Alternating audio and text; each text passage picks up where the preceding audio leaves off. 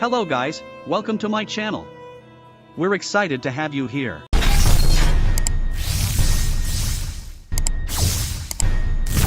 But let's see how it does go down, and let's see if there's any interesting fun stuff. Level 1, it looks like we just have Boxy doing his standard. Buy boots, run, sell, place fast early ward so they get their lanes.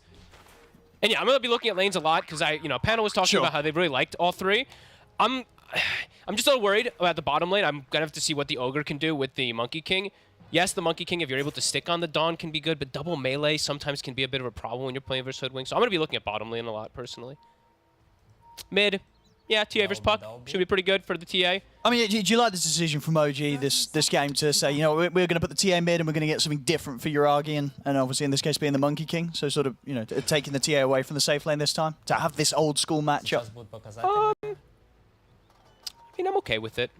I'm not super crazy about it. If BZM is comfortable with like a hero that he wants to play in a game, I usually don't really want to argue with the man. He's super good when he's looking to be active on these. The only thing is the TA is not really that active, so we'll see how he tries to like adapt to it this game, because he will probably look to go for like early shard and stuff versus Puck, but let's see how it goes down. 4-man Boundless. Yeah, there you go. Nice juicy Boundless to start the game off. Highest damage done. There you go. Bounty runes though, well, for the favour of Liquid, they'll be able to grab 3 of the 4 here to start things off. I mean, and indeed, as you say, so obviously with BZM playing the TA, he's not necessarily going to be the one that's going to be active. You sort of look at OG's lineup, kind of, who is going to be the one that's going to be active? Not sure. It's going to have to be a lot up to Chew in the early game, what he's going to be able to make moves with, because Ogre usually just wants to sit with your carry and solidify the lane. So yeah, I feel like a lot of that is going to be on Chew, and game could get stagnant a bit, maybe quick for OG, and Liquid, they are not looking to play stagnant. I mean, they have Nature's Prophet. They're looking to bully towers early. They're looking to surround, have number advantage very early on with that early tower pressure. For sure. I mean, and talking about this top lane, I mean, what do we expect out of this? Is this just going to be a super chill lane for Mickey? Is there going to be any sort of pressure that OG can put on a Prophet in this laning stage? Nah, Mickey should be just fine. He's got the backup of an Undying, unless they like really mess up and somehow get tossed under tower, which is what does sometimes happens with Tiny, but I don't think they should with the Treants constantly harassing an Undying. So Mickey should free farm, but Enigma, I think DM should also start to pick up his farm once he gets some levels. Maybe the first few waves might be hard.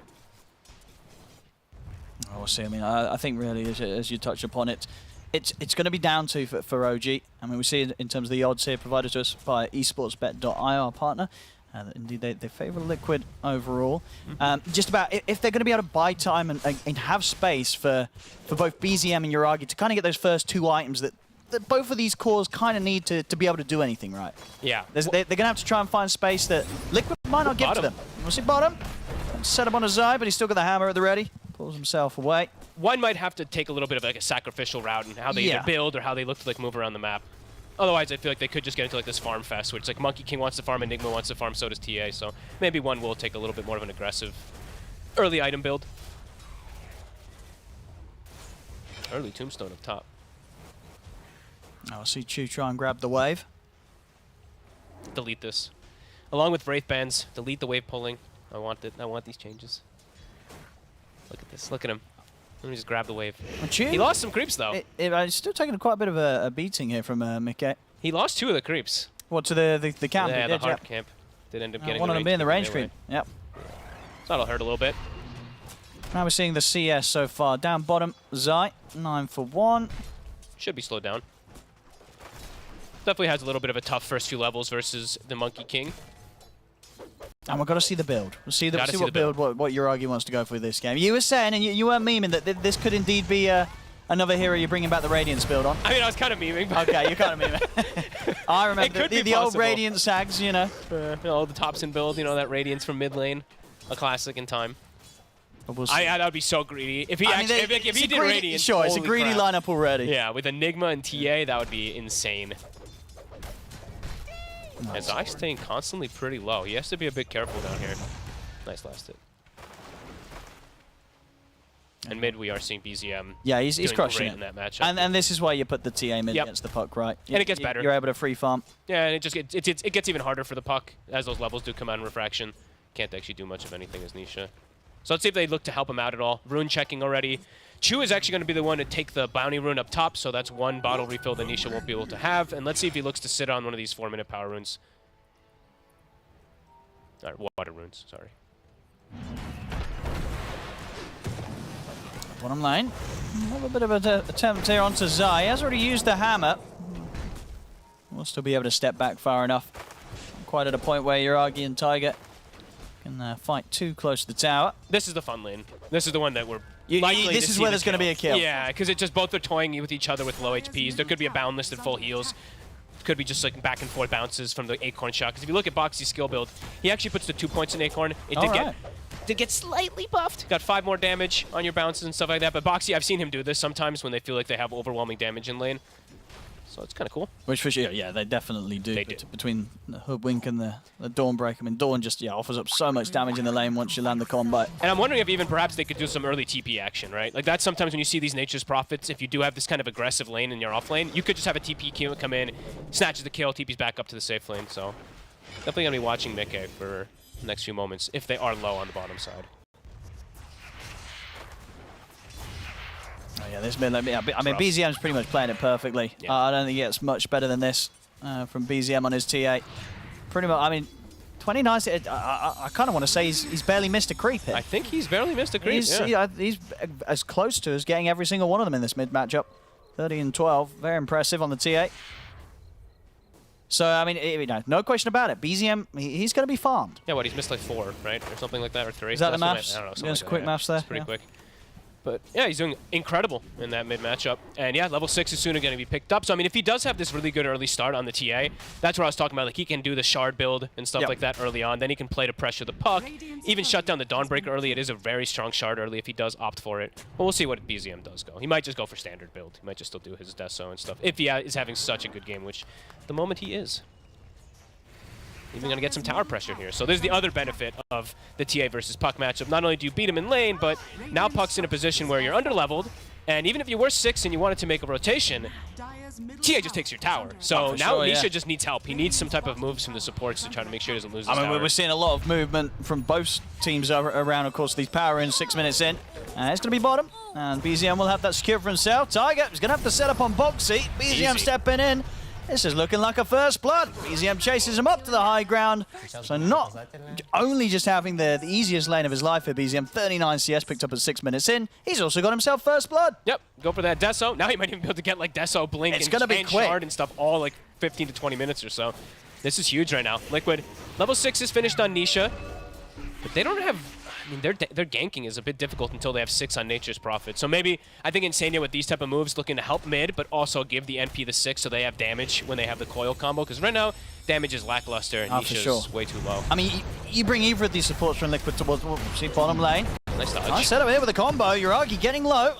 Top of the boundless strike, but wasn't at a point where he was able to already build up the Jingu mastery, so no sustainability to keep him alive. Liquid, they'll claim both of the lives there of Yuragi and Tiger. Nice clean up here for the two of them. Both, I think, both spells connected perfectly, right? I think there's a little bit of a dodge on the end hit there of the Starbreaker, but Acorns bouncing between 2 heroes, Starbreaker and everything connecting perfectly. They did like 1,600 damage. It's a lot of damage. It's a ton. A very explosive offlane duo. Yeah, now for the Monkey King, might be a bit scary to even go straight back down there. I mean, he kind of has to, but now it's the moments where 6 is going to be coming on Nature's Prophet. If they connect with another like double stun on top of you, you might just get burst down on this MK2. So let's see which moves it's going to be. Right now, Ward's looking at just like around the mid lane. Liquid trying to help out Nisha a little bit. And I mean, Liquid's happy to go again. They've got Wrath. It's going to be coming. There we go. The bounce, it comes in pretty hard, and it's indeed too hard for Yuragi to withstand. This isn't a replay, boys and girls. This is round 2, bottom lane, and it's looking like it's going to end the same way. Tiger's trying to get into the trees. Oh, he's actually able to... I mean, Boxy wants this kill. He's not going to get it. Zai still had the hammer to pull back as they take down the 2 of them yet again. So, I mean, you said it. This bottom lane is not going to be a nice place for Yuragi to come back to. We'll see if he comes back again. But already that first time that he returns to the lane, he gets sent quickly back to the base. The thing is, I was like mentioning it, but I'm like, there's nowhere else really for him to go. Sure. Like, what's he gonna go jungle on a Monkey King or something? When you like, die, you come down here again and you bring him back up. What are you doing at this point to try and make sure that Yuragi can get some sort of space? I mean, it's. Do we want to defend this tower? Yes. Okay, I have to go back bottom. I can't just run top. The other choice is he just goes top lane and then just plays versus the Nature's Prophet, but that can be risky. One more death on Yuragi, and it's going to be pretty problematic for the side of OG. It's going to be a ton of heavy lifting onto BZM. Sure, and he's still in good position, of course, to do that. Yeah, so I'm fine with him going back bottom because yeah, top is a death trap if he does try to go up there. They'll just bring numbers. And Liquid's going to to try and make a fight out of this one. Good avalanche from Chu, holds back the two of them, but Boxy able to sneak in from the side, set up with the bushwhack. DM trying his best to retreat. It's too much. Decay will finish him off. So Liquid making the moves now across the map. Not only making sure that the bottom lane goes very much in their favor, but now starting to tip that top lane in their favor as well. Bottom. Sai getting aggro. He's going to go straight in onto Uragi with the combo. There's a Wrath. He's got Tiger by his side. Big It's heal. a big heal indeed off with the Boundless Strike. Backup comes in. Mickey trying to do his best to help Zai out here. As Zai gets found by the Fire Blast. OG, they're able to punch back here with the two of them. Mickey. Uragi's still got to be a bit careful. Back up from Nisha now, turning up from Liquid. As they want to keep this fight going. Tiger, he'll get left behind. Uragi does manage to get the space to get back to the safety under his tower. They give Nisha the kill for the rotation. He's already having a tough time. You can see the Mickey stopping his attacks. I like that Uragi backed off. He knew someone else was coming He's in going to try now. and set up it. I mean, they've got Chu coming in. Wukong's command set up from Uragi. Mickey, I don't think he was quite ready for this one, but the Sonaguide heal's coming in. Backup has arrived, and with the Dream Core set up, Liquid, they can look to turn this around. The orb comes through to take down Uragi. And just like that, it was a bit of a bait. Mickey stands strong, hitting the tower, knows that he can trust in the backup of Zai to make sure that Uragi, he's the one going down yet again. Big play there coming out from them. Nisha staying in the area, has some mana to be able to work with for the Dream Coil. Zai, of course, Solar Guardian. Uragi got baited. It looked like a good move. It was a big old bait. It really was. It looked good, but now 3 deaths to that safe lane Monkey King. He's already going to be at the bottom of the cores. Mid lane, though, as you said, you know, with Nisha moving down to the bottom, the space was there. BZM, he's able to clean up the tower. And this is going to be definitely one of the faster desos you'll see. Desolator, it's going to be a 10-minute deso. He's got his work cut out for him, though. Monkey King pretty heavily shut down. Enigma gonna struggle for the most part of this game until he has BKB playing versus the Dawnbreaker in particular. We have a lot of pressure here going to be onto BZM for these new moments. But OG, not like so uncomfortable. They still have good levels and good farm on these heroes. Just that Monkey King is going to be a bit of a concern in the upcoming moments when he's going to be able to join. Oh, Boxy! He catches him He again. was able to find him there in the tree line. A nice little setup there with the Acorn shot. Plants it down and it bounces up towards him. So indicates where Uragi is, and now Uragi, he's very, very dead for this one. He'll dodge a little bit of the damage. It won't save him, but Boxy, an excellent way there, scouring the tree line. Knew there was a high chance someone was hiding in there, and it's the big old carry. Uragi down again. BZM's like, thank God I'm having such a good game, because otherwise this game would be pretty screwed right now. But yeah, BZM still keeping up, nearly level 11. But again, losing the Monkey King, he's level 6 and near 12 minutes. Take a look at everyone else in the game right now. I mean, the supports, they're two level 5s on the side of OG, but pretty much everyone else on the side of Liquid is quite ahead of him. I mean, it is, yeah. It really is. All eyes on BZM. Yeah. And DM. I mean, DM's still having a good time. It's just it's a bit of a tough Enigma game when you're playing versus the Dawnbreaker, because just landing black hole is impossible for the most part. He just drops Dawn ult on you. Bottom. Here we go. Zai They've got the setup with the Wukong. Zai. Tiger? Has he got a way out of this? Tiger's so close. Yeah, Zai's able to walk it off. They didn't quite have the control or damage between the two of them. Tiger had to hold back as low as he was. Now Uragi might get gone on again. Not again. Foxy's thinking about it. Oh, he is. There's the bounce. He knows where he is, but Uragi's able to jump again in time, so no chance for a follow-up bushwhack this time round. Yeah, again, Uragi just having to avoid all of these moves. And he doesn't really have the skill build of like the farming build that we talk about, right? Like sometimes when you see the Monkey Kings, they have like 2-1-1 or 2 in boundless. like 2-0-2. Now he's got 2 in boundless, 3 in jingle. He's committed for dominating lane, and they didn't really happen after those deaths. So now farming, the recovery outlet's going to be a lot slower. I mean, that does hurt. That yeah. Indeed, as you say, when you're trying to kind of catch up in the jungle, when you've only got the 1 point in spring, it's going to take time. It's going to take time, and it's going to take opportunities. But again, as we said with OG's lineup, not really a lineup that's against Liquid's heroes. That's easy to kind of set up those opportunities for the Monkey King to find. No. We'll see them try for it now. They've got the 3 of them heading down here. See if they're able to start something. Uragi going to lead in with the Boundless Strike. TP back up on its way over as well. Zai will get left behind it. They'll get the catch with the stun, the avalanche. See if OG can find more. Liquid, they're kind of in a position that shows that they want to fight back. Awkward tombstone from Insania. He was pump faking it a few times, then got caught by the tiny stun and ended up dropping it like way after the fight is over. Nice aggressive move from OG. Yeah, BZM keeping it up.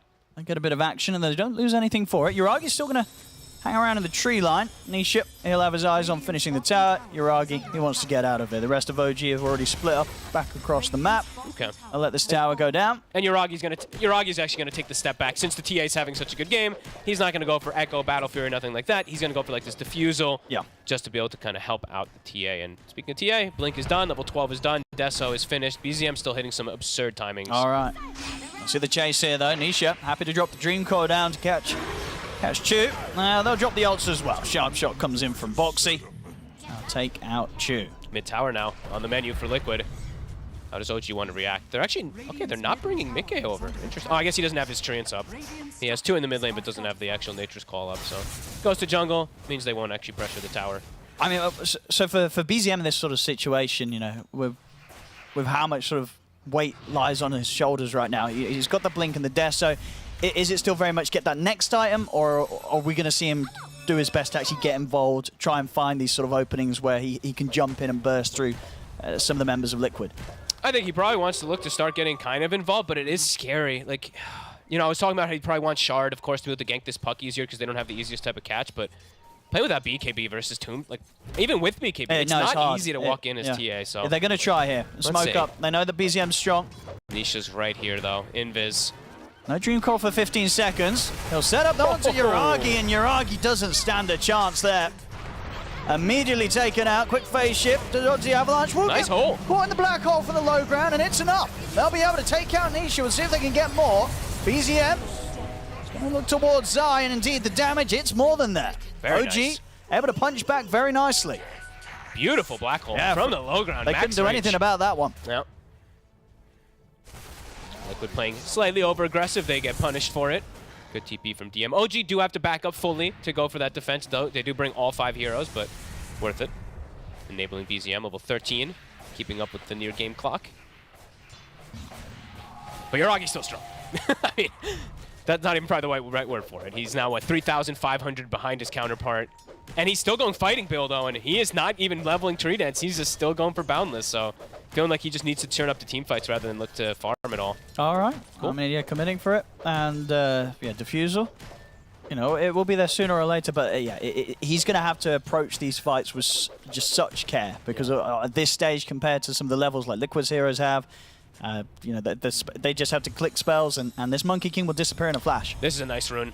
Haste rune for BZM. Now he has easy options to like run in and out of the fights. He just has to watch out for Coil mostly. Sure. And I imagine as well, if BZM can kind of find a good fight, a couple of kills, he could be heading into that Roshan pit, right? Oh yeah. Almost in an instant. They'll kill it very fast. They get even one good team wipe. Liquid. Playing pretty together. Solo Guardian still on cooldown. Mickey just looks like he's just throwing the Wrath just to push out lanes and get some farm. Oh my god, he gets like 60 bonus damage. He got all the last hits or something with it. I mean, you could see, you know, Uragi saw that and he kind of noped out there. He dropped the ultimate, but not a chance at this stage. And when you consider the comparison of farm between these two, for Uragi to stand tall against Mickey. I feel like I never see like a 60 bonus damage Wrath of Nature. That's actually pretty crazy. Great itemization. I mean, Mickey, standard itemization. The Mjolnir Rush. Game pretty close, 7-11, less than 1k lead. Mjolnir?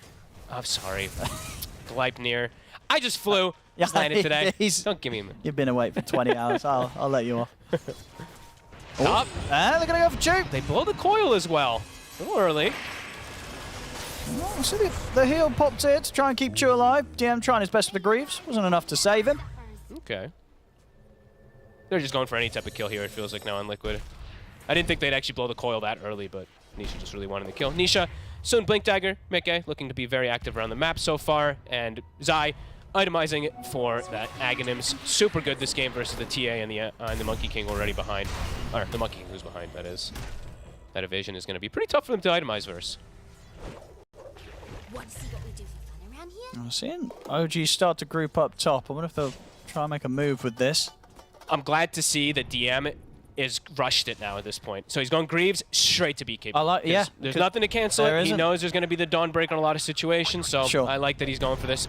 BKB is the big timing, as we were saying from way earlier for OG. And he needs to be able to get these black holes off, right? In terms of just being able to maybe give a chance to allow Uragi to actually get involved in the fights without the threat of just getting blown up. You know, if DM can have that sort of control.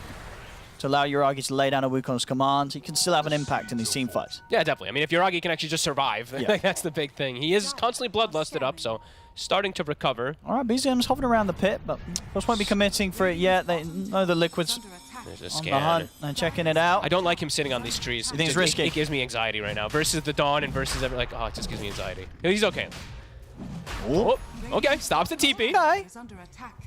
I was checking Insania's inventory if he had a Quelling Blade for a second too. I was like, is he gonna Quelling the tree? It's always scary when I see these Monkey Kings play like that. They do deter them from that Roche though for a moment. So Mickey just farming away, trying to finish up the BKB so he can actually join in the fight easier. But BZM He's close kinda to hit it. it probably at the same exact time as Mickey. They're both pretty much neck and neck with that farm. He's keeping up with it. And now something else we, of course, have to point out because it was buffed. The Fire Shield. He's bought it at 15 minutes pretty much, Taiga. He got it a couple moments ago. So a little bit of extra bonus damage as you see there in the most recent patch. I love this thing. I don't know why. It's very, very enjoyable. And, okay. And Chu now has Blink. So that's a big timing. they have ways to maybe perhaps even catch Nisha, which they were kind of lacking before. Well, Liquid. I'm going to force out a response here from OG. Start poking at the tier 2 tower. TP's come in. No, they know. Yeah, they back off straight away. OG even has like pretty good vision still down there, all in the area, but can't actually get a punish onto Liquid. Too quick to move away. Uragi. Oh, Uragi. Ooh, he's got the backup of Chu, Uragi. but that a little bit ambitious there. Tried to get him with the ultimate. It was just the two of them, and they were just rudely met by the 4 members of Liquid that quickly disposed of them. Where'd he go? He's gone. And now they can probably get Roche. They even have they have the I active. think they can. They have the flesh golem Over active. they go. There we go. That's and that was also that was the Tiny's Blink Dagger reveal. It was. That was the reveal. And the kind of the diffusal reveal as well, too. Yeah, Not gonna lie, a bit of a lost opportunity there for OG. I feel like my brain didn't even perceive what just happened because he just like waltzed in and just got deleted.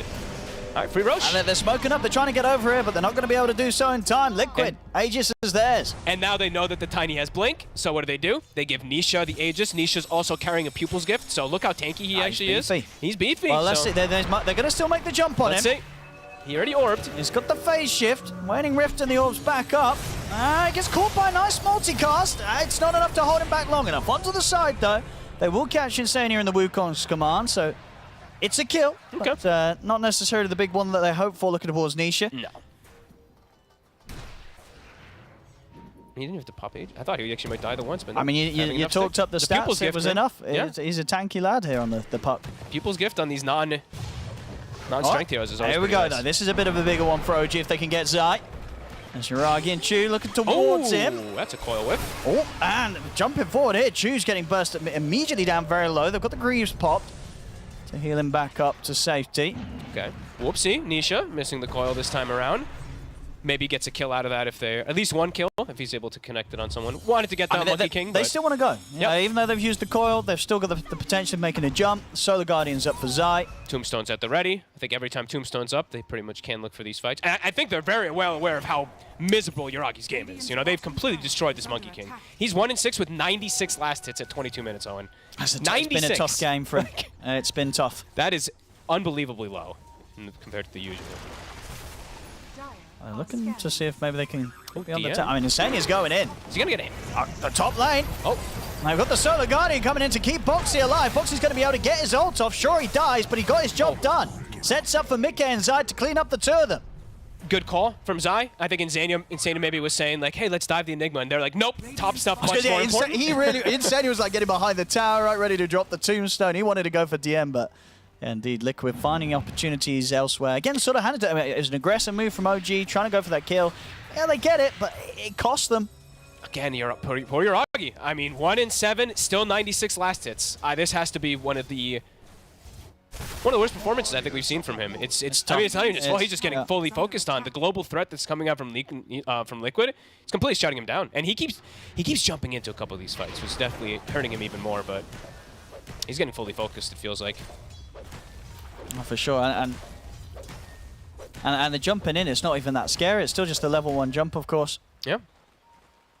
So fully relying on trying to be able to get these hits in, but yeah, at this stage, he just does not have the survivability, doesn't have the items to be able to deal with how easily Liquid can kill him in the action. Okay, they've got their BKB now on DM. They have to hit hard with this. Yeah, I mean, Aegis DM is and reclaimed. BZM, they're super strong. If Yes. they get in with a good black hole onto And 2, get the angle here for the side blades, which, you know, obviously with the blink on BZM, he can very much likely get that positioning. And he bought Shard, so now he does have that little silence that's going to be coming from those traps as well, too, on the TA. This is a big timing for them. They have to hit with it, though, because Liquid, they're starting to get some unbelievable momentum on the map. Tier 2 bottom is even dropping.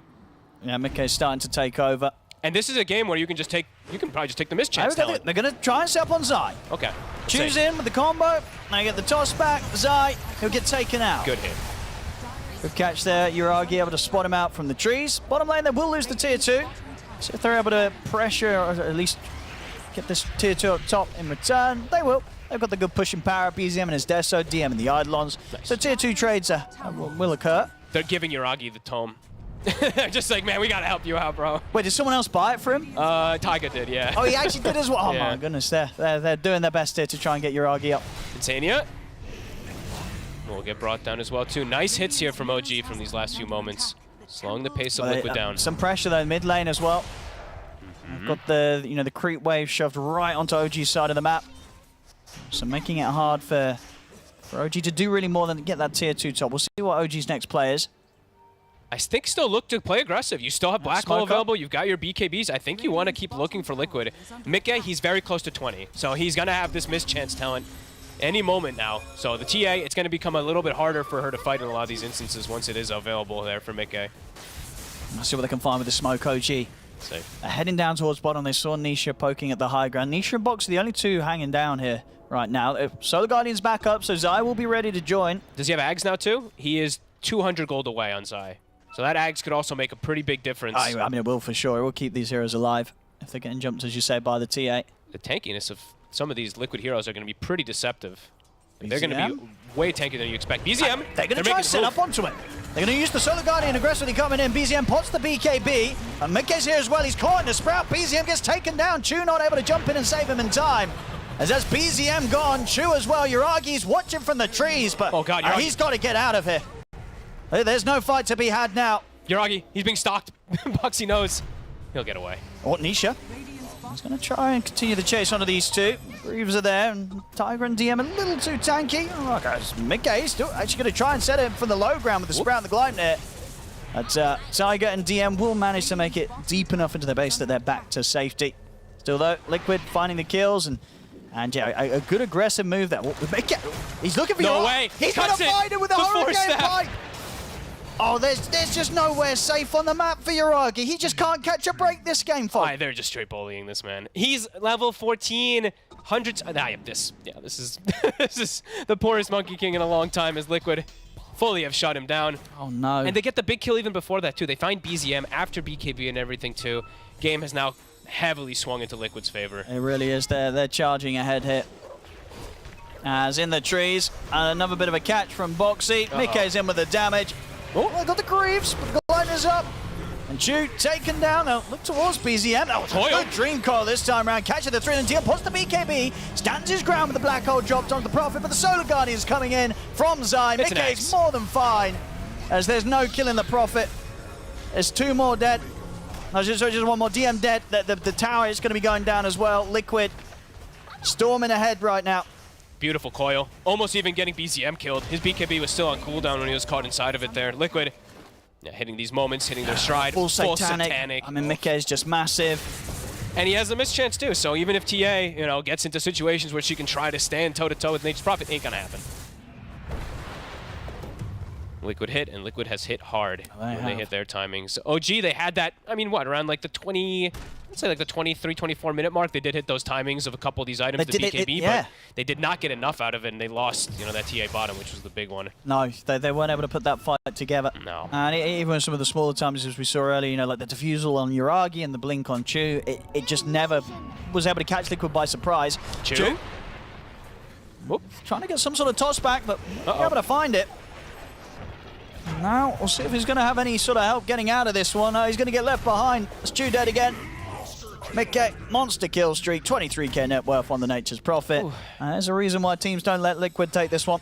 This hero is pretty insane in the hands of Mickey. Took the words out of my mouth. Oh, and he cuts the trees!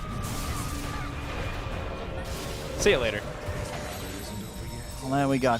Back to base for Yuragi once more. A trip that he's become quite accustomed to. And it's starting to get messy. We'll see the buyback coming from Tiger, but we're going to have to see some insane black hole from DM he doesn't to get have them back in on this one. I mean, once he has Blink, he's getting close to the money. He's getting close. He's nearly got the money. So there's definitely a chance we will see a Blink black hole this game. It has to be massive, though. It's got to be something huge, because right now, OG, they're suffering. It's also on cooldown, so he's got to wait for that. He's got to wait a minute. Yeah, no, this Nature's Prophet, like you said, I was literally going to say the same thing. There's a reason most teams either first pick it or ban it away from Liquid. They flex it either in carry, not so much in the offlane lately, but yeah, they have a great understanding. And in this game in particular, they double down a little bit, right, with the global threat. And it's absolutely working out. With that Nature's Prophet, with that Dawnbreaker, they're shutting down OG's chances of just trying to open up the map at all. No, for sure. And it feels like they definitely punished what has been a bit of a greedier draft right from OG. You know, they were hoping to sort of get the space to be able to farm on the Monkey King and on the TA. And sure, you know, BZM, he's had fantastic farm, but he wasn't never able to really do anything to give Yuragi a chance to get back in on this game. As Yuragi, unfortunately, he's just had to kind of suffer for the moments of this. Oh, Jesus. Yeah, Mickey nearly in on time. So scary. Every time he shows, they're pinging him right away. Yeah, I mean, it feels like there's really been no space for Yuragi just because the Liquid has just put all the attention on him, right? They were just like, okay, DM's having a pretty good game up top, whatever. DM is 1, 2, and 2. They kind of just left DM to do his own thing. BZM was popping off 5 and 1, but they just completely shut down the Monkey King. It seems like they just knew what to do. 14k lead now for Team Liquid, 30 minutes in. BKB is 30 minutes, Owen. Defusal BKB on the Monkey King. I mean, at least with the BKB now, there's a chance to be able to walk away. Maybe not so from Mickey and such. There's a lot of physical damage coming in now from the Prophet. You say that, but he doesn't have a Quelling Blade, too. So what if he just gets sprouted? Just gets hit. Chew. He's going to get caught on his own here in the river. Oh, BZM. See if they can get the catch on him. He's got his BKB in the Hurricane Pike up. Forcing himself away, has to put the BKB, goes for the BKB TP. Yuragi gonna get aggressive with the Wukong's command, but Insania simply able to walk out of it. He's sprouted. He's held in the sprout. He's gonna try for a TP out himself, and it will save him. So Yuragi able to back out in time. This time he won't go down. Ooh, but uses the Wukongs to try to kill a 5 position, can't even quite. Has to use the BKB so that he can actually TP out. They're actually going to smoke anyway. That must be the blink on DM. Okay, it is. I mean, they've got to go for these sort of this sort of move that maybe Liquid won't expect, because indeed, as you say, you know, BKB and Wukongs are used. You've got to try and go for these risky plays. Try and catch Liquid by surprise, even if you're not in your best position to fight. Because this game's a tough one. You've got to go for the risky plays to have a chance to turn this around, because every moment Liquid stepping further and further ahead, they'll get the Roche. Aegis is going to be going into the hands of Mickey, who's also just about 300 gold off having a full AC. Jeez. And he took the shard, I presume. Yes, he did on the Nature's Prophet too. Yeah, he's huge. AC is going to counter both that Monkey King and TA very effectively as well. And they've even itemized more so on top of it. Didn't get to point out because it's been just kind of Liquid as like a whole unit running around and making all these plays. But everyone's kind of itemizing to deal with all that physical. Ghost Scepter on Boxy. Believe I saw Insania had one queued for a second, but now he actually unqueued it. But yeah, all knowing that they just need to be careful of that physical damage. And as long as they're sticking together now at this point, not a whole lot that's really coming from the Monkey King. Nisha building even more defensive too. Kaya Sanj for the limited disables and tankiness, and then he has a Shiva's now, so much armor on these heroes. Yeah, they're absolutely massive at this point. Tier 2 at the top. Very, very briskly full. And Zai is just chilling. If you look, he's just like chilling in the trees, not even farming for the moment, waiting in case something does happen. Because he's probably expecting, okay, OG's not really showing. They might be looking to gank me or something, but yeah, he's just sitting, waiting just in case of any opportunity. See the tossback plays, OG. What can you make happen? They've got to try and find them. They're pretty split. Yuragi. Okay. He's going to go for the move on Zai in the mid. On his own, though, Yuragi. So Zai, simply step away. And now Mickey's in. BKB is at the ready for Yuragi, so if he feels threatened, he'll have a chance of walking this off. The rest of the backup's coming in. And Yuragi's got to try and hide in the trees. The BKB soon to wear off. Boxy's going to try and catch him with the sharp shot. As won't be able to quite land it, but meanwhile off to the side, it's Chu that ends up going down. They want BZM. They're going to see if they can try and chase him, but he's got his BKB ready in a TP, so it's a bit of a slippery one to keep chasing. They'll let him leave. Not exactly what they wanted to come for there on Liquid, but they'll take it. A free kill. Have to use coil and stuff, but either way, they get a free one. And now they have full map control anyway, so those cooldowns can just come right back up. Controlling the map nicely here now. And yeah, for OG, I think, yeah, I actually don't even know. I think it's really just like tossbacks in these blink black holes if he's able to catch multiple heroes. But even, oh my goodness. Yes, nearly finds him there in the trees. Yeah, just not easy. I honestly was thinking like Yuragi might have to queue something crazy up, and I clicked him and he had Rapier. He's dreaming of the Rapier. He's dreaming big. I like it. It does feel like it's at that point already for the side of OG. Base defense, though. Mate, again, plays can sometimes do sort of five-man black hole. Yep. And Liquid, I mean, this is a new Liquid, but old Liquid, breaking high ground, they had their struggles in the past. Let's see what OG can do here. I'm going to try and hit out against Liquid with the smoke. Solar Guardian's still on cooldown. Oh no, it's back up now. Looks like they won't bother trying to help Insania. They'll let him die this move. He's just gone straight in. I mean, he knows that he can rely on Zai to head over if he needs it, and at the moment he doesn't even. He's just pushing in with a BKB, attacking into DM as DM has to back right off. Chew's going to get dealt with by Nisha. So off to the side here, so that's Chew gone. Won't quite be able to get their hands on BZM. I like that confidence. You know, he sees Enigma and he just TPs in his face. I mean, with the Aegis, he like, knows he can't die. As long as Zai's somewhere safe on the map and ready to jump over the Solar Guardian and that Aghanims, this Nature's Prophet's pretty much invincible. Obviously with the Aegis as well, he's invincible ×2. Yep. An infinity of invincibility. Yeah, they just full out engage. Rax now to drop. 20 seconds, no Tiny for the toss-back plays. Their only real chance of coming back in this, if any. Yeah, Liquid's positioning, they're just not going to let DM have a chance of really hitting these multi-hero black holes with the way that they split up. And they killed the Demon Edge on the Courier, so BZM can't even finish MKB to deal with the evasion, so he has to just buy small crit. He's desperate, needs some type of damage because they're just losing the whole game right now. They're losing the base. Top set of Rax has gone. Mickey, he just TP's right in front of them down bottom. Keeps the push going. Let's see what they're able to do about him. They're going to try and jump in onto him. So Mickey's just standing his ground. Healed up with the Soul Rip. Struggling to even get close to being able to take him down the once.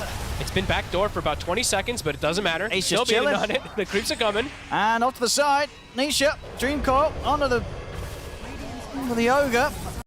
Looks like Tiger will be okay, but the tower, not quite the same sort of situation here. Mickey still continues to slowly take it down. 30 seconds on Aegis still. Maybe they can time it.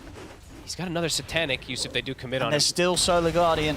Yeah. Zai's at the ready when it's necessary. They're gonna. He's still not even. He's healing. He's just healing. Oh my heal, heal. Oh my! He hasn't even popped the Satanic. He doesn't even care. Oh, that's Megas. So thank you, team. Well done. Nice little Holy Locket Soul Rips. Oh, Boxy in with the blink. That's for a quick setup on a BZM. We gotta break BZM away from the tree in time.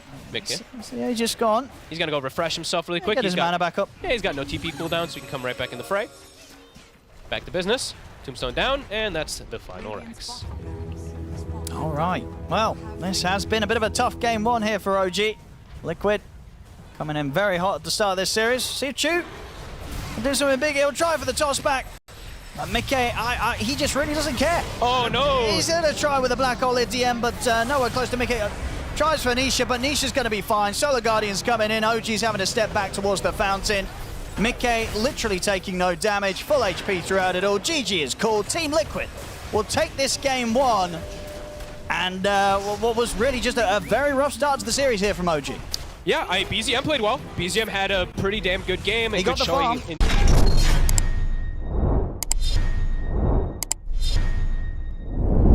Tough again, you know, Mickey on another one of his kind of signature carries. He's going to get the Morphling this time. What do you make of this? And do you believe that Yuragi is going to be able to show us that Lina, despite the nerfs, this hero still got it? I think this hero's still all right. I just think that the thing I'm more... Even though BZM, you know, he owned last game as his TA, I'm happier. His Invoker's my favorite. Yeah. Like, out of like a lot of Invokers, currently him and Stormstorm are the few that still do. Him and Stormstorm and Nisha, kind of the three big that are still playing it for now. And this is a more active one. Even though in the TA he was a little bit active, you have to play to farm. we'll see what he's going to be able to do on this Invoker to make space, set up for the Lina, counter gank in particular, because that was the one thing they really lacked last game, I felt. Nobody could help him. Nobody could help per Yuragi. Yuragi's getting dove. There's like 1 or 2 heroes maybe shown, but they don't have a mid laner that can do anything to help that. So BZM this game, depending on which item build he goes on, what skill build and stuff, maybe he can actually counteract these. BZM though, right away, gonna get gone on. It might actually just get killed. I think Did they just plant a tree in front of him also? Ooh, they won't get him though. Was that Nisha's tree or who was that? Someone put a tree to block off the path. You can still see it's still there for a second. Someone put a tree down. Yeah, I don't. He's still gonna They're still trying to get BZM. There's those shards coming up in a second. All right, he's gone, and the Boxy, he'll go for the quick trip back to base. Was that, I don't know, was it an acorn? Maybe it was an acorn. I don't know, whatever. Yeah, I don't think someone Nisha, put a tree and tried to block him. Nisha wouldn't have had 3 branches, right? He would have only brought the 2. We'll see replay here, Fog. Let me see, who did it? Who done it? I'm looking. It was just an acorn. Okay, sorry. Yeah, it was the, you're right. My bad. I got really excited because, you know, when you see, like, branch plays and stuff like that, it's like, it just sometimes looks so cool, even though it's like kind of like this basic thing. It's like, whoa, you put a branch. But no, Boxy. He does this a lot on his Hoodwink, so we'll have to keep eyes on him too. He tends to use his branches to use the bushwhack in laning phase when the enemy carries have quelling, so we'll see if he does utilize that as well. And BZM, he is going to do the build that I kind of thought that he would, the Quaswex Meteor Hammer to make the space. Oh, for sure, for sure. Top lane, got the same stuff from OG. Got the Tiny and the Enigma from Chew and DM. Mickey's got the same support by his side, you know, Insania on the Undying once more. This time though, Mickey on the Morphling. Overall though, similar sort of story as Game 1's lane. It's going to be an easy lane for Mickey to hit the creeps, no problems. Yep, should be. Chew this time around, he got Tree Grab level 1 last game. This time he's just going straight around the toss and Ava. I like that better. I like Tree when you're able to actually contest versus the 5 position. You can't contest as Tiny versus Undying, so like that he's just going for the toss plays. Maybe they can get Insania up here, because he's got to do a better job. Like the panel was mentioning, Chew did struggle a little bit last time. And yeah, they decided to keep those heroes, right? They decided to keep Taiga on the Ogre. Yeah, what do you think it is that they like about the Ogre? I mean, maybe just like this clockwork replacement kind of thing that can actually deal with Undying. Boxy might actually just get brought down. There's another stun. Got him. And Yuragi will be very happy with that one. Gets the last touch on it with the Dragon Slave. I gotta be honest, I'm not 100% sure about the Ogre, because it got buffs, but it got like, they're super minor. It's like 2% or like 1% slow on your Ignite, and like 20 damage or 30 damage on your Shard. So it's like, all these things are very minimal. Maybe just like, we used to see this Ogre versus Undying thing a lot when they would actually play versus each other in lane. Maybe it's that plus just having Bloodlust, I don't know. But they're only playing versus in lane, so I don't know. Just a strong laner, I guess. Looking at some of these matchups, mid lane going very, very nicely for Nisha. Yep. We see on the odds here, provided to us by esportsbet.io, very much favouring Liquid again. And indeed after that Game 1 performance, no surprises there. But yeah, mid matchup, 12 for 5 for Nisha against the 8 and 3. He's got a nice lead against BZM right now. So, but a much different story to what we had in Game 1. Easy lane for the Tusk. Your base damage is pretty low, and Invoker when you're across Wex and stuff like that, the animation and all that, so Tusk can actually pressure you and maybe even get kills on you as BZM. He'll still be alright, but has to actually bring a salve for himself, so that kind of says a lot. 16-7 to that 8 and 3 at the moment. And the thing about the Tusk is, versus all 3 of these cores, you have some pretty damn good kill threat. 3 ranged heroes as the cores. Pretty squishy overall in the game. If Nisha's able to have a very good laning phase, his rotations are going to be very potent. Bottom. Yuragi playing on wand charges. They're trying to go for Boxy, but Boxy...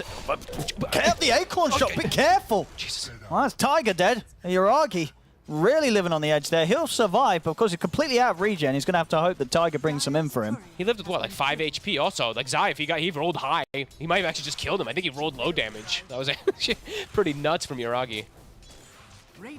Yeah, staying unbelievably low. He cannot actually walk up and get what's Tiger bringing over for him? He's got to bring a ton of regen. Yeah, he's got a couple of salves on the way.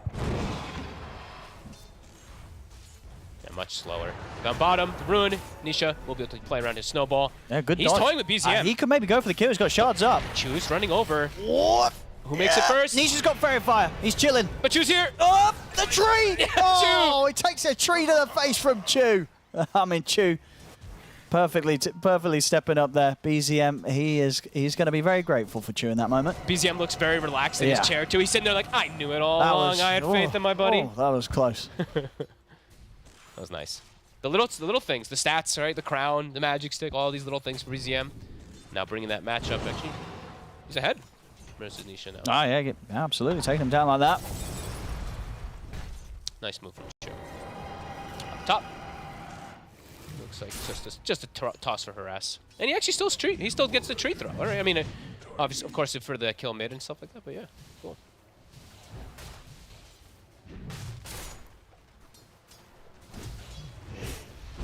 Bottom. Got The him. kill for Yuragi.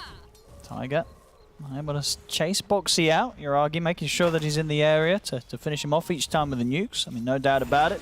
This game 2, Yuragi having a much smoother start here in the safe lane. Yeah, playing that range carry versus no melee hero in his lane to get on top of him or anything. And Ogre, Tiger, doing a good job of bodying. Well, I mean, there's a bottle refill in the mid lane for Nisha, but BZM is keeping pretty healthy with that ring of health. They gotta make an aggressive move. They've got the bushwhack. And ooh, they have a sentry. Okay. They're professionals here, ladies and gentlemen. Boxing with the sentry. Good man. Make sure that no Ghost Walk's going to get Nisha.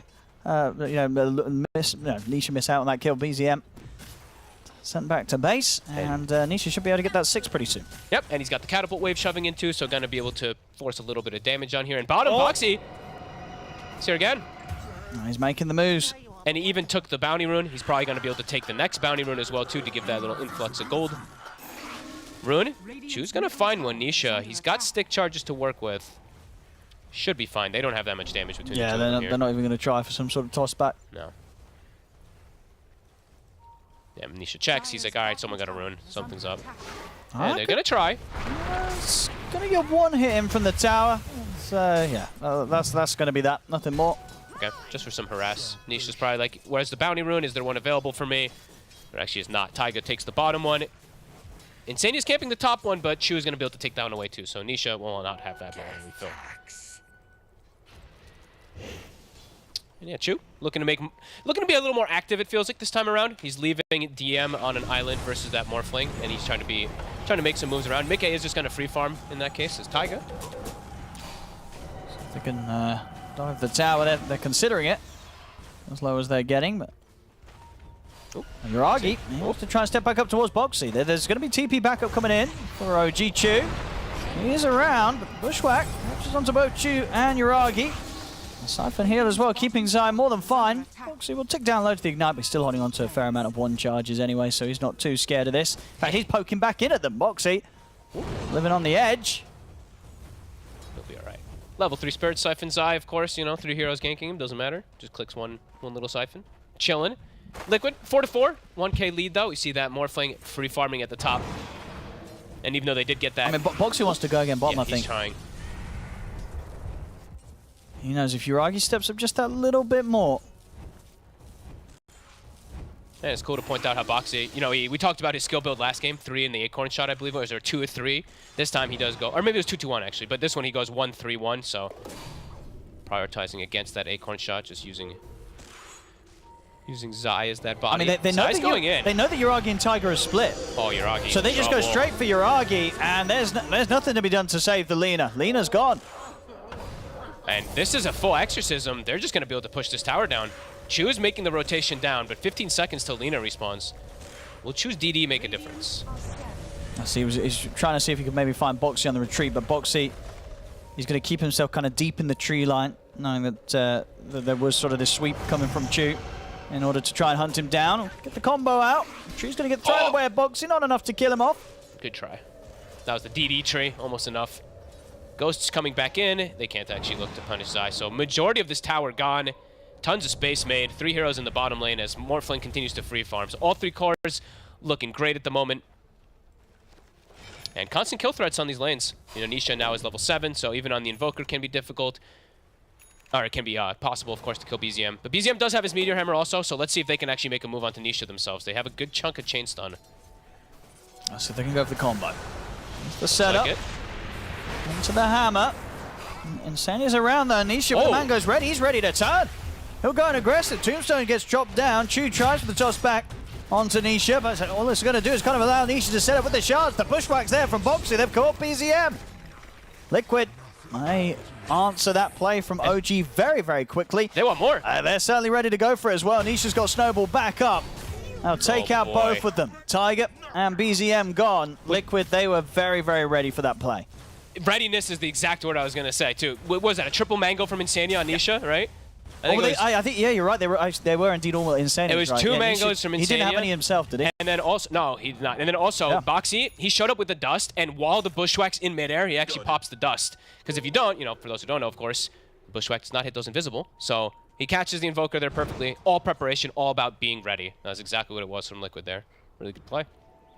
And yeah, bottom tower. Zai's going to soon finish it off. They're pushing the Lina out. Boxy maybe waltzing it a little too far here. I mean, he should be pretty dead. He's pretty deep. Oh, nice little jump away from the tornado. He's going to make him work for it. Oh my god. They're actually not going to get it. The hammer. Oh, it comes him. Okay, they get him. I mean, if he got out of that one, I'll tell you. But they will catch him. Stupid meteor hammer. Ah, god, canceling TPs and stuff too. Radiant's bottom tower is under That was close. That was good. That was close. He nearly made it out. BZM though hurt. 0 and 3. This time they've moved the pressure from Yuragi to BZM. They've actually been shutting down this Invoker consistently with their rotations, and looking at the next rotation, Nisha is already making the move. They're coming in with a wraparound off the back of the smoke. Let's see Chew. The avalanche off onto Insania. Tombstone's dropped down. Chew. There's no escape for him. Easy rotations. And yeah, in the meanwhile, Zai's just free farming bottom. He's having a great time. Mech and Arcane Boots done, level 8. He's even looking to now get into the action himself. Exorcism's ready. Him and Boxy are making the smoke. Looks like they maybe want to pressure top or mid. BZM could be in trouble here. He's got to be careful. I mean, BZM knew that Nisha was heading across, but opted to stick around in the lane. Things are accelerating way faster than last game. They certainly are. Ghosts are back up here from Zai. He's ready to start taking another tier 1 tower. They're really bringing the hurt on BZM. It's 0 and 4. They literally just keep rotating the supports over, keep making the emphasis to shut down this Invoker. Lina's still farming okay, but a lot of different ways to get on top of her and burst her down at this point. Like, Boxy's already hunting again. Like, he's already looking for Yuragi. There's already a TP coming in. I mean, they're just making moves too quick for OG to deal with, it seems, right now. As here's the setup. Buying time for the rest to come in. We'll see if Nisha can get in range for the shards. Yuragi's going to try and hide in the trees. Shards not going to be on point, but the snowball, that certainly will. He's in with the punch. They get the kill. Yuragi's taken down. They're ready to do a bit of tier 2 tower diving here. 12 minutes in as they're ready to go in for Tiger. Trying his best, some nice jukes, but surely not enough to save him. As there's nobody else coming over here. Nobody else is heading over to try and help Tiger. Double kill for Nisha. Liquid there just storming across the map, and OG, they're struggling to deal with it. They're struggling to do anything. Mickey is absolutely free farming. Oh, he's got a nice little triple stack as well too for this Morphling to keep farming right where he is right now. And yeah, it's the pace. It's such quick moves from Liquid. They show mid, immediately Boxy starts running across looking for this Lina, finds him, Tusk TP's over, even the Death Prophet shows up. Somehow all of Liquid is there in a moment's notice. OG, how are they going to look to counteract? There's no Exorcism right now, so it feels like they have to start doing something. Yeah, and you like this for Nisha, going for a bit of the old golden hand. Sure, why not? You know what? I'm all right with it this game, I think. The early game is going so damn well. Sure. It's definitely one of the cheekier pickups. It's like, you know what? It's going that well. I'm going to roll with the Midas this game. I mean, Mickey's probably telling him, dude, I am completely free farming. Buy what you want. Buy what you want. Have some fun. Make some money. Get those levels. Get that Midas online. I mean, I'm kind of cool with it. Because the thing about Tusk mid, it got nerfed in that mid aspect, right? Like, your cast range on your shards and your punch got reduced, but only the early levels. If you actually look at the later levels, your hero's back. So, absolutely. Cool. Top? What the? Yuragi is incredibly low. Tiger will turn up in time. Boxy's just being a menace. It's like every time I look at Yuragi, Boxy's on top of him. Back to base here for Yuragi. Oh, does that ward clip? That ward does not actually get the Observer ward up top. So Taiga tries to get the D ward. It's still there. They see Taiga. Mika is coming in. He wants to get involved in a bit of action. Thank you. Nicely set up there by Boxy. Money goes to Mickey. Boxy's back. You know, I think Boxy's feeling better. Everybody. He's absolutely smashing it this game. Honestly, the series the other day from Liquid, it was a rough one. It was a rough series for Liquid, but yeah, definitely this this game, you know, the game 1 and now in this game 2, it's looking like Liquid's back on top form. I gotta be honest, you know, the other day when I was watching, it looked like a culmination of the patch just hitting them too much, and they're like, we gotta buy Boots of the Bearing, we gotta buy Radiance, we gotta buy Meteor Hammer. Yeah. Look at their itemization this time. They ain't buying that crap. They're buying the real normal items. Okay, I'm joking about it being crap, but you know what I mean. You know, people defaulting maybe a little bit too much when they see these changes. Yuragi, still seen by this he's ward. He's come up here again. The supports are killing him. Oh, Mickey, come on. They deserve it. He's just borrowing the kill. Okay, fair enough. I've seen BZM with the combo. We'll set up onto Insane here, but I mean, Mickey's just going to go straight over towards him. Now, turn the Fire Blast, DM stepping up. Out to the side, choose. Just set up here with the Black Op and the Bushwhack there from Boxy. Immediately puts a stop to it. And Zai's going to start running at them with the Exorcism. OG, they've got to get out of here. They're on the retreat. DM's going to try for a TP out. There's nothing to stop it, so he will make it away. OG able to at least keep the casualties low. But just Liquid turning up in full fashion, and OG, they just have to keep running away. This ward has killed 3 heroes, and look where they placed the next sentry also. Look where Zai standing, look above him. There's a sentry there, and it doesn't catch the Obs ward either. This Obs ward, it's actually doing so much work up top. Oh god. Literally in between 2 sentries. Oh man. And Nisha also, by the way, with his Midas, he ends up using it on the catapult up top at the same time as Mid Taiga. Oh, he's okay. Off the mark this time. Boxy not quite able to get the catch. 7k lead though. I did not. A big lead. This one kind of it blew up pretty quickly. Yeah. It felt like it was going to be a close start of some of the laning situation. You know, Yuragi was having a decent time.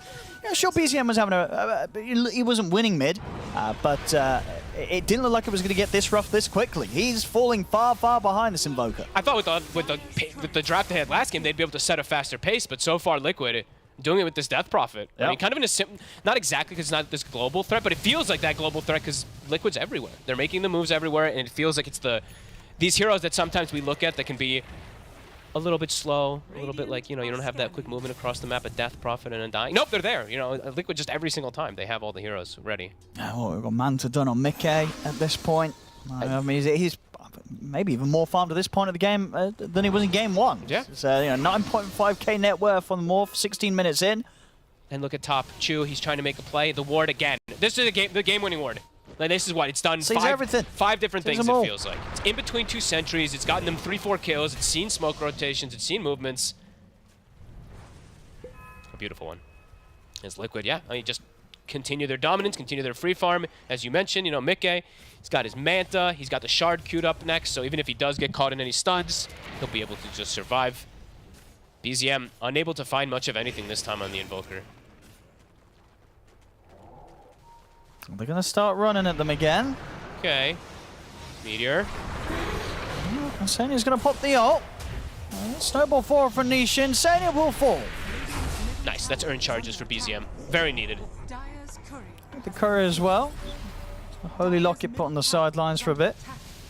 I mean, it's the earn charge which is needed, of course, to be making rotations, but this is the problem. You know, I'm still okay with Meteor Hammer on these Invokers, but now look at when his Vessel timing's going to come. You know, he's still going to probably go for this Vessel on Invoker. He's playing versus DPN and Morphling, which is nice, but they're going to have Dispels. They're going to have multiple Dispels. Mickey having the Manta before he even started thinking about getting the item. So your item timings do get a little delayed, but I'm not going to fully blame Meteor. They put all the attention on BZM this game to shut him down, so his timings are just slowed down because of that. I still hate Meteor Hammer anyway, though. Nisha? That's a DD at the ready. I mean, Chu might get punished for this. He was sticking around to farm the small camp, and indeed this will cost him his life. Doesn't even pop the DD. Didn't even get the whole of the small camp either. No. Only got a couple of the 2 of the 3. Feels bad. He's got his blink though. He has. It's about the same time this might as catch last them game. by surprise. You know, if they killed the Tiny, that sort of situation, and last game wasn't able to get a really sort of successful surprise playoff with the blink. Maybe this time. Maybe. They need something here, OG. Yeah, we're being very hopeful. I mean, they're just starting to really run out of damage on. Like, even if the Tiny catches people, who is dealing the damage at this point? Like, Yuragi has to be there to do it, but, I mean, look at Yuragi. Yuragi's fragile. They just get on top of him. He's just dead. So, their damage has to come from the Lina, which means she has to be there in the fight.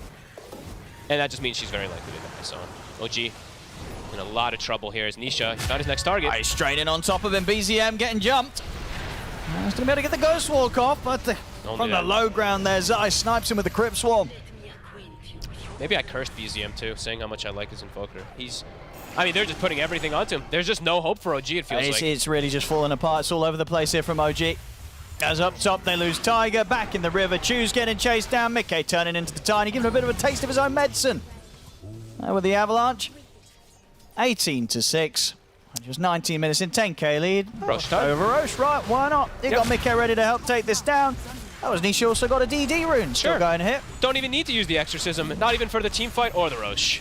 Well, now for the next fight, or for the next whatever Liquid wants to do, should just be able to smack him over.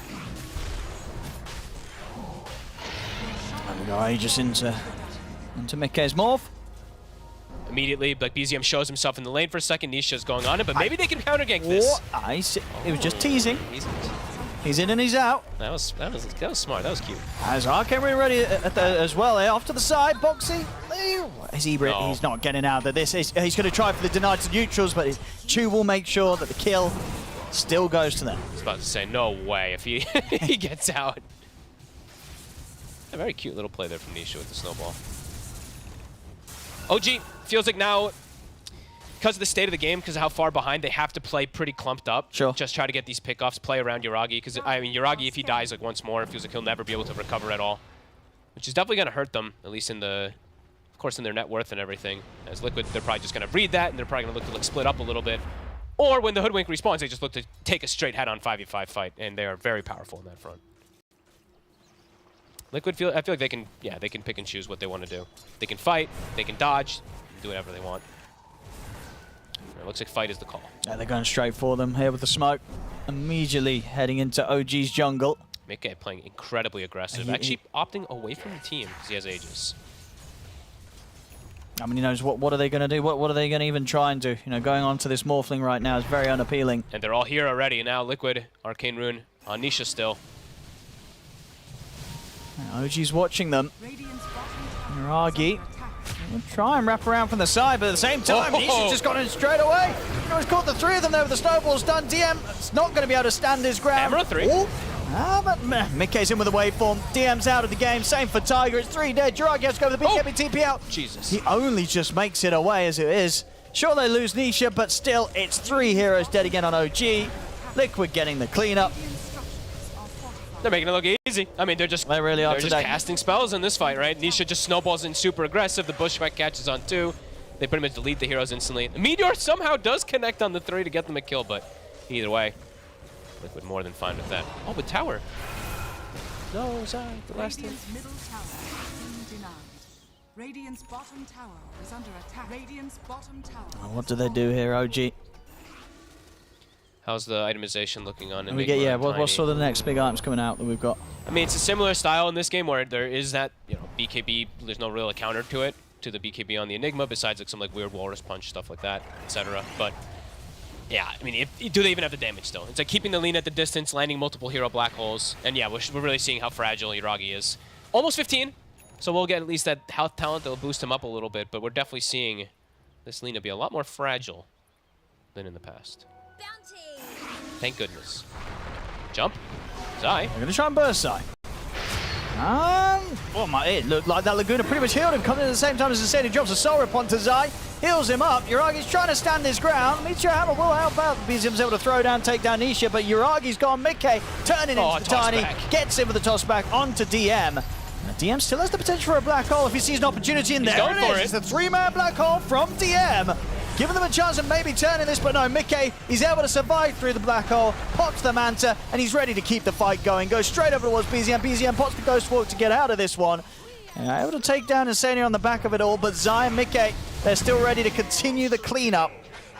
As Mickey not even taken down the once there. There was a very fancy looking black hole there from DM. Set their eyes on Mickey. 1 minute still on Aegis. I mean, he gets the Morph off anyway because he's got Shard. Oh, what did he drop? He dropped his Banta. No, what? He got his Banta. No, he don't. He dropped the stick. All right. On the jump. This game's back. The game's back. OG has a chance. There is absolutely a chance. This Morph, he's just lost his Manta. Oh my God, I can't. I mean, okay. But it didn't matter. He'll get him back. Okay. He's got Scotty now, so he's gonna clean up anyway. But he lost his oh my God, he dropped Manta to stick at the camp. All right. Well, Okay, well, he's still top net worth. Well, Chew is pretty farmed. A bit of a different build. Not going to say that's necessarily what I've seen before. The Blink Manta Tiny. I mean, that's the most effective thing you could ever do in a game. Deleting 5,000 gold. I have not seen someone pick up an item that big. Ever. Literally ever. In a game. I mean, we can all go back and remember people like Kyle, Swindlemelon, Yules, blah, blah, blah. So this is way bigger. This is a Manta. I mean, the thing is, though, Mickey's... I mean, he's still fine, but that's still pretty hilarious. Wait, what was going on with Mickey's net worth, then? Because it is obviously showing at 12k. It jumped up to 17. It jumped up as if he had the Manta back in his inventory. I guess maybe the Manta's been put on the floor or something. Or he probably dropped it. Where's he put it? He dropped it and didn't kill it or something. No, I think he did kill it. Now, when he killed it, then he loses the net worth, right? I think he's already lost the net worth. Oh, well, I don't know. You said you saw it punch I think when he was in the inventory. Okay, maybe. It had the lost net worth. So there would have been... It would have been beneficial when to keep it alive on the ground. Because then his buyback Because then he's going to have this inflated net worth, indeed. So, but obviously, it's a very kind of strange mechanic. You know, that's probably not something you really think about. You're just like, I'm just going to destroy this Manta Star. But if they left it alive on the ground, it probably would have impacted his, indeed, he says, his buyback and respawn. There's going to be a game in the future where it matters. Like, he didn't kill the Manta. Top.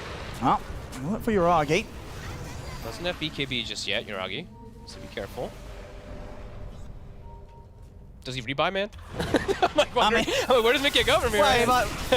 You want a dispel. It's a good Manta game. You kind of... I want team comms.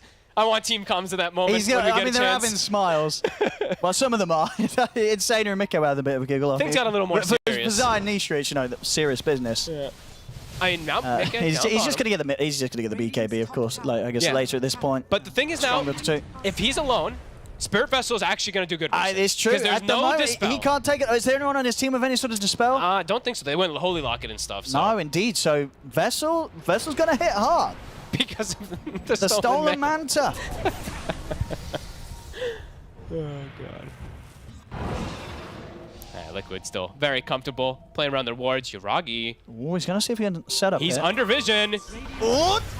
Zai is easily able to sidestep that Light Strike Array, put the BKB, and Uragi, he'll get the BKB off, but he'll still die. He's gone, he's out of the fight. Mickey charging it down the mid-DM. He's going to look for a potential for the Black Hole, puts the BKB, but he's not able to find a chance to drop it down. He'll opt for the TP out with the remainder of his BKB, will make it back to the safety of his fountain. There's 3 dead again on OG. Oh, man. I mean, they tried, but even without a Manta, Mickey's still too strong. And it's, I mean, even though we're talking about Mickey so much, it's been, he is 11-0, but it's been a lot of the Zai show. 7-0-13 on this Death Prophet, standing in the midst of every single spell. Wow. Oh, yeah, BZM, his game has just been non-existent, really, as this Invoker. Even seen him take the back foot completely, queuing up Solar Crest, just looking to be the old-school buff-up Invoker that we used to see OG do. But yeah, way too far to deficit now at this point. Does Mickey... Come on. Just rebuy the Manta for the meme. No, he's probably worried he's going to lose that one as well. He'll big team. What are you talking? He'll have a Manta. I mean, honestly, he's that farmed that morphs in other games. You know, this would be a pretty understandable adventure. You know, you tune in, you're like, oh, it's 15k, top net worth morph. He's not having an amazing game. He's having an okay game, but he's having an expected game. So, indeed, if you're tuning in, this morph never had a Manta. Yep. This is just an alternate build. Mickey will tell you. Just rush the Scotty. Treads, Falcon Blade Scotty. Yeah, so some poor lad's going to tune in and go, oh, how Mickey does this build. He skips Manta. I'm going to try it at my pubs. Definitely possible. OG looking to try to perhaps like take away an Aegis or something like that, play around Roche. It's going to be a long spawn though. Liquid all playing around the bottom side, playing around their wards. OG, the next fight could be their last. Selfish. Radiant's middle barracks are under attack. So, hovering around the pit, hopefully, but still a minute and a half on that.